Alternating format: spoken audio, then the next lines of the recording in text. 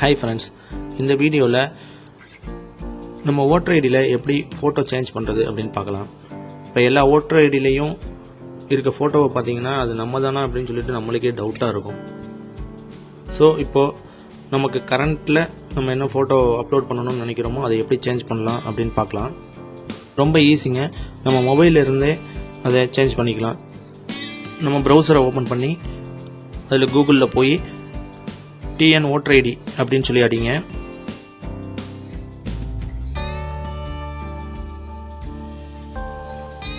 இந்த வெப்சைட்டை கிளிக் பண்ணுங்க. அதில் இந்த பேஜ் வரும்.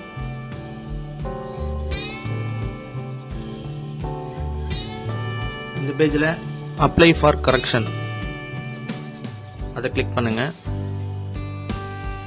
அதை கிளிக் பண்ணிங்கன்னா இந்த பேஜ் வரும்.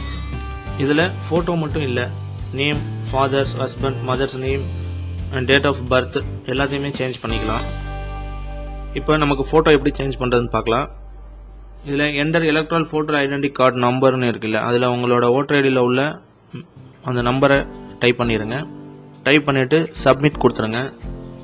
அப்புறம் இந்த ஃபோட்டோன்னு இருக்குல்ல, இந்த இடத்துல கிளிக் பண்ணுங்கள். அடுத்து உங்கள் மொபைல் நம்பர், இமெயில் ஐடி ரெண்டையுமே ஃபில்அப் பண்ணிடுங்க. அடுத்து நெக்ஸ்ட் கொடுத்துருங்க. இப்போ நீங்கள் எந்த ஃபோட்டோ அப்லோட் பண்ணணும்னு நினைக்கிறீங்களோ அதை ஸ்கேன் பண்ணி உங்கள் மொபைலில் முன்னாடியே ஃபைல் மேனேஜரில் வச்சுருங்க. நம்ம ஸ்கேன் பண்ணி வச்சுருக்க ஃபோட்டோ மேக்ஸிமம் 40 கேபிக்கு மேலே இருக்கக்கூடாது. அதை மெயினாக பார்த்துக்கோங்க.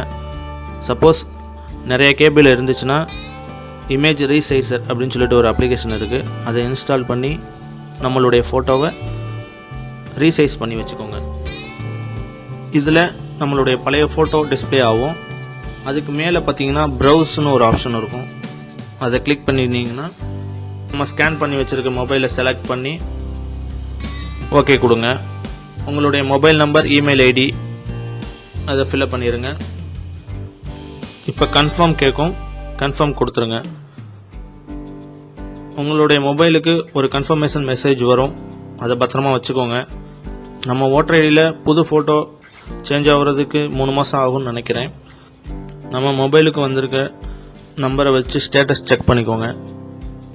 இந்த வீடியோ பிடிச்சிருந்தா லைக் பண்ணுங்கள், ஷேர் பண்ணுங்கள், வீடியோக்களுக்கு சப்ஸ்கிரைப் பண்ணுங்கள். தேங்க்யூ.